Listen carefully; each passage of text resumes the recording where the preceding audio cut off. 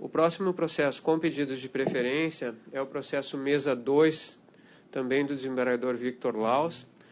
Os pedidos de preferência são do Dr. Renato de Moraes, por Jorge Luiz Zelada, Tiago Rocha por Cláudia Cruz, e agora sim pelo Dr. Marcelo Lebre Cruz, por João Augusto Rezende Henriques. Com a palavra, o desembargador Victor Laus. Senhor presidente, esse mesa 2 é um caso, digamos assim, mais complexo e envolve vários apelantes.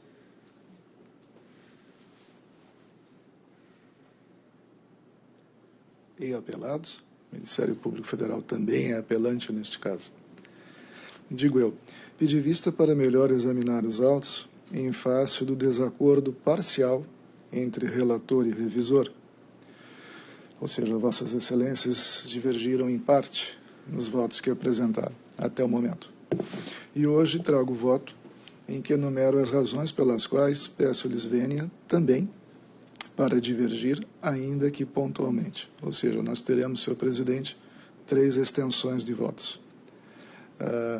Inicio fazendo uma contextualização do caso que está em julgamento. Reproduzo aqui o evento 404 da ação penal, nos seus itens 8 a 29. É um momento em que o magistrado em primeiro grau faz uma síntese da imputação. Encaminho na sequência, como é do conhecimento de Vossas Excelências, algumas ressalvas de entendimento. Primeira delas, tal qual o julgamento anterior. Do outro lado, o revisor assim se pronunciou. Reproduzo o voto de Vossa Excelência, senhor presidente. Digo eu, pedindo vênia ao revisor, esclareço que, assim como o relator, entendo que, em que pese não tenha sido demonstrada a origem lícita dos valores movimentados, tampouco restou comprovada a sua proveniência ilícita. A respeito do tema, destaque-se que o artigo 2º, parágrafo 1º, da Lei de Lavagem de Dinheiro vigente à época, 9.613 de 98, assim estabelecia, e reproduzo o dispositivo. Esses indícios, que são suficientes ao recebimento da denúncia, todavia, não bastam para lastrear uma condenação, sob pena de negar-se vigência ao artigo 156 do Código de Processo Penal. Trago doutrina a respeito desse ponto. Repisa-se, indícios genéricos de atividades ilícitas podem autorizar o recebimento de uma denúncia, mas uma condenação requer um substrato probatório muito mais adensado, muito mais substancial. Tendo esses parâmetros em mente, entendo, como já disse antes, que os indícios de outras condutas criminosas apontadas no voto trazido pelo eminente revisor não são suficientes, a meu ver, para demonstrar que os valores ora em debate, especificamente, tenham se originado de práticas delituosas.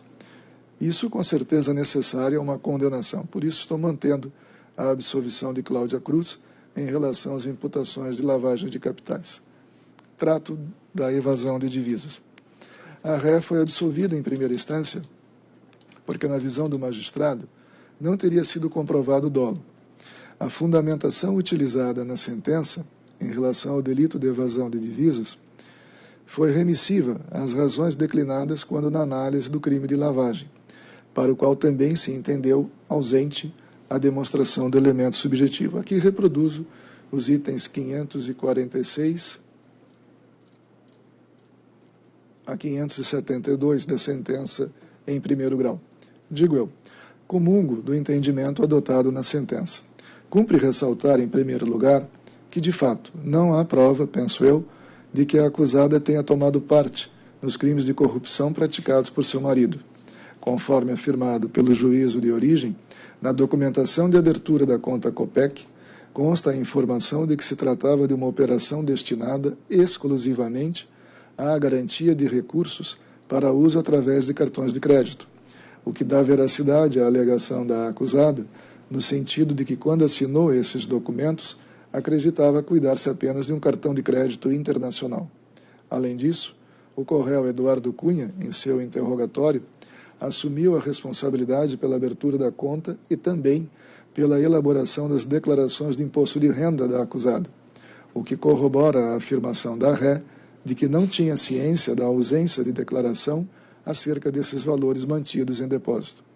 Diante desse contexto, compreendo, assim como o juiz da sentença, que a ré pode ter sido negligente, porém, não há prova de que tenha agido sequer com dolo eventual, ou seja, tenha assumido o risco de manter em depósito no exterior valores que não haviam sido declarados à autoridade brasileira.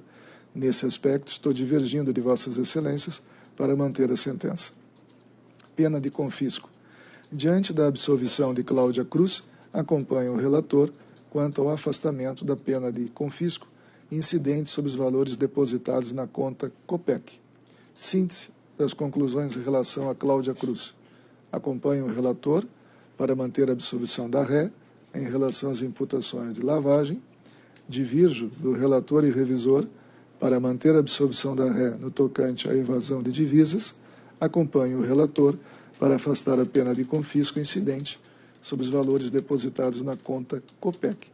Trato na sequência da execução imediata e chego ao dispositivo que é do conhecimento de Vossas Excelências, senhor presidente.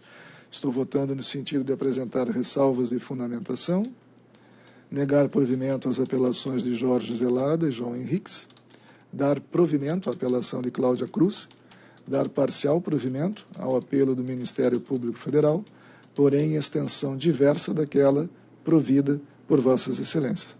E, tal qual Vossas Excelências, comunicar ao juízo de primeiro grau, autorizando o cumprimento da decisão, uma vez implementadas as condições previstas do julgamento. É como estou votando, senhor presidente. Ok. Então, prosseguindo o julgamento, após o voto vista do desembargador Victor Laus, a turma decidiu, por maioria, dar parcial provimento à apelação ministerial para condenar Idalécio de Castro pela prática dos crimes de corrupção ativa e de lavagem de dinheiro nos termos do voto do relator. Condenar João Henriques pela prática dos crimes de corrupção, lavagem de dinheiro e evasão de divisas nos termos do voto do revisor. Por voto médio proferido pelo relator, condenar Cláudia Cordeiro Cruz pelo crime de manutenção de depósitos não declarados no exterior. Por unanimidade, negar provimento ao apelo de Jorge Zelada nos termos do voto do relator. Por unanimidade, negar provimento ao apelo de João Henriques nos termos do voto do relator. Por maioria, dar provimento ao apelo de Cláudia Cruz nos termos do voto médio do relator.